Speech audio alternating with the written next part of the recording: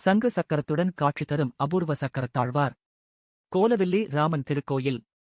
கும்பகோணம் அணைக்கரை வழியில் சோழபுரம் மற்றும் திருப்பனந்தாளிலிருந்து 5 கிலோமீட்டர் தொலைவில் உள்ளது திருவெள்ளியங்குடி அருள்மிகு கோலவில்லி ராமன் திருக்கோயில். 4 யுகங்கள் கடந்த இந்த ஆலயத்தை தரிசித்தாலே 108 திவ்யதேசங்களையும் சேவித்த பலன் கிடைக்கும் என்கிறார்கள் ஆன்மீகப் பெரியோர்கள். பெருமாளுக்கு பெயர் கோலவில்லிராமன். இங்கே மூலவரின் திருநாமம் க்ஷீராப்திநாதர் என்பதே. எனினும் திருமங்கை ஆழ்வார் இந்த பெருமாளை கோலவில்லி ராமன் என்ற பெயரால் அழைத்தே பாடியுள்ளார். தாயார் மரகதவல்லி. இவர்களை வழிபட்டால் சகலவிதமான செலபாக்கியங்களும் கிடைக்கும் என்பது ஐதீகம். அணையா விளக்கு நேத்திர தீபம். பெருமாளின் வாமன அவதாரத்தின் போது மகாபலி வாமனருக்கு தானம் அளிப்பதை தடுக்கும்படி கமண்டலத்தில் நீர் வெளியேறும் துவாரத்தில் வண்டாக அமர்ந்து அணைத்துக் கொண்டார் சுக்கிரன். அவரது சூது எண்ணத்தை அறிந்த பகவான் தர்ப்பை புல்லை எடுத்து கமண்டல துவாரத்தில் நுழைத்து கிளறினார். அதனால் சுக்ராச்சாரியரின் பார்வை பறிபோன கதையை அறிவோம்.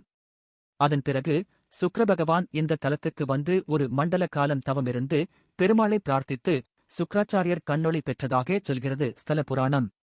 இந்த அற்புதத்தை குறிக்கும் வகையில் இன்றைக்கும் இந்த ஆலயத்தில் அணையா விளக்கு நேத்திர தீபம் சுடர்விடுவதைக் காணலாம். சுக்கிரயோகம் கிடைக்கும். சுக்கிர பகவானுக்கு பார்வை கொடுத்த தலம் என்பதால் இங்கு வந்து பிரார்த்தனை செய்தால் சுக்கிரயோகம் கிடைக்கும் என்கின்றன ஞான நூல்கள். மட்டுமன்றி கண் தொடர்பான அனைத்து குறைபாடுகளும் நீங்கும்.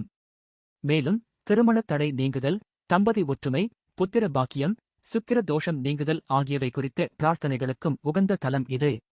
சங்கு சக்கரத்துடன் கருடன் தரிசனம். அசுரகுல சிற்பியான மயனுக்கு சங்கு சக்கரதாரியாக விஷ்ணு காட்சி தந்த தலம் இது. அவன் கல்யாண கோலத்தை காட்டும் படி வேண்டிக் கொள்ள மகாவிஷ்ணுவும் சங்கு சக்கரங்களை கருடனிடம் கொடுத்துவிட்டு மணக்கோலத்தைக் காட்டி எருளினாராம்.